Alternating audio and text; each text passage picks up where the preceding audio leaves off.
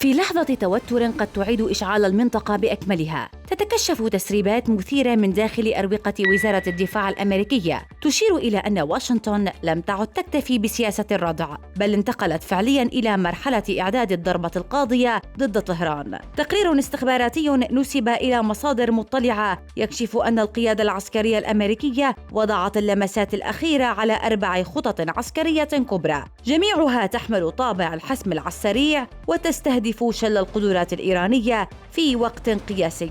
وفق هذه المعطيات، فإن أحد أبرز السيناريوهات يتمثل في التحرك نحو جزيرة خرج التي تعد القلب النابض لصادرات النفط الإيراني، حيث تمر النسبة الأكبر من شحنات الطاقة. السيطرة على هذه الجزيرة تعني عملياً خنق الاقتصاد الإيراني من شريانه الأساسي.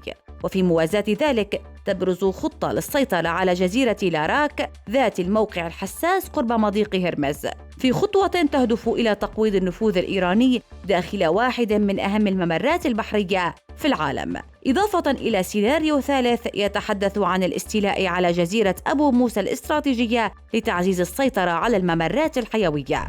لكن التصعيد لا يتوقف عند الجزر، فالتقرير يشير إلى إعداد خطط لعمليات برية خاطفة داخل الأراضي الإيرانية، هدفها المباشر تأمين اليورانيوم عالي التخصيب من داخل المنشآت النووية قبل أن تتمكن طهران من الوصول إلى مرحلة إنتاج السلاح النووي. وترافق ذلك مع طرح خيار بالغ الحساسية يتمثل في السيطرة على ناقلات النفط الإيرانية في الجانب الشرقي من مضيق هرمز، ما يعني قطع شريان التمويل بالكامل عن النظام الإيراني.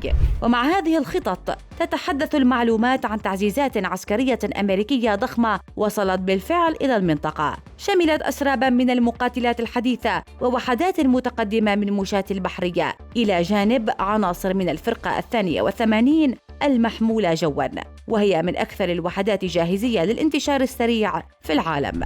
في المقابل جاء الرد الإيراني سريعاً وحاداً، حيث حذر رئيس البرلمان محمد باقر قاليباف من أن طهران تمتلك معلومات دقيقة حول مخطط يستهدف احتلال إحدى جزرها بدعم من دولة إقليمية، مؤكداً أن أي تحرك من هذا النوع سيقابل برد بلا قيود قد يصل إلى استهداف البنية التحتية لتلك الدولة بشكل مباشر. هكذا تقف المنطقة على حافة مرحلة غير مسبوقة بين خطط عسكرية توصف بالحاسمة وتهديدات بردود غير محدودة. والسؤال الذي يفرض نفسه الآن: هل نحن أمام استعراض قوة أم أن العد التنازلي قد بدأ فعلاً؟